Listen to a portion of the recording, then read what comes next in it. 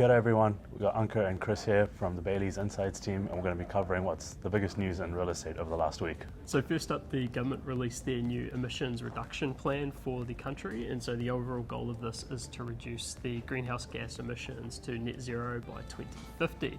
Now in terms of buildings and construction, they noted that they're responsible for about 9.4% of domestic emissions, and the key actions within the plan include reducing embodied carbon within construction materials, transitioning to lower emission buildings, and improving energy efficiency in the building code.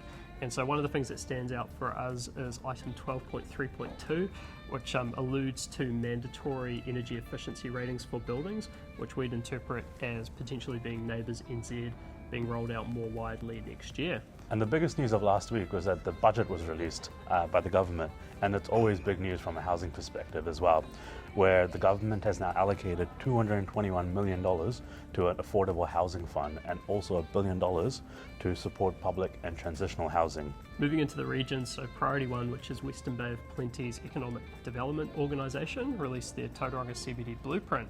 And so what this covers is 20 projects planned over the next 8 years with a total value of about $1.5 billion. And the big headline from that is the massive transformation that's going to be occurring in Tauranga CBD over the next decade.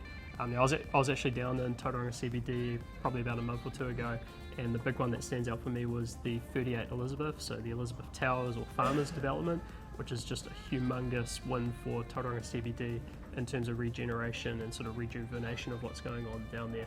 Bayleys also launched their total property portfolio, so this covers all commercial property. There were about 81 commercial properties included in this from around New Zealand, and there's also discussions around inflation, office suites, and the hotel sector as well. Yeah, interesting. That's obviously a big portfolio of properties for sale. Off the back of that, they also released their sales snapshot, so this is for Bayleys commercial sales. A couple of interesting sales in here that are worth touching on. So 105 to 111 Hurstmere Road, Takapuna. Just over 1,000 square metres, 3-level commercial building, 33 basement car parks with seismic at 58%. So that one's sold for 11.25 mil on a 4.04 yield, which is obviously super sharp. We've got 12 Aerodrome Road in Mount Maunganui, so it's 3,568 square metre industrial facility, leased until 2026. That one's sold for 8.35 million on a 3.75% yield. Another example is 21A Innovation Road in Islington and Christchurch. So this is a 6,300-ish square metre bare site in Waterloo Business Park.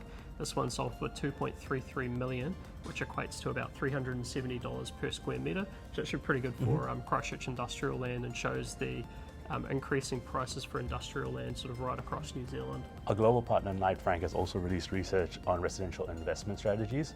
These findings include a survey of investors who own about $76 billion of residential assets in the UK. Key trends included more focus on purpose-built student accommodation due to its counter-cyclical performance, which took a bit of a hit during COVID, but it's coming back now with borders opening. Diversification within the build-to-rent space with increasing interest in single-family housing, with 70% of respondents expecting investment in single-family, up from which is about 42% currently. That's pretty interesting as well, because I guess for quite a while a lot of commentators had, I guess, hated a little bit on the New Zealand residential property investment game and saying, you know, New Zealanders put way too much into single-family housing. But lo and behold, we've got a lot of big investors in the UK now actually turning their focus to single-family housing. So, and then finally, we've got our property of the week. So, Ankur, what's your property of the week this week?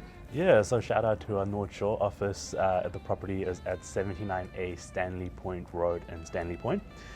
It's a one-of-a-kind property with unique views off the Auckland CBD skyline and also the Sky Tower.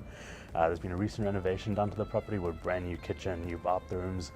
It's a double glazed joinery. So it'll keep you warm coming into the winter months now.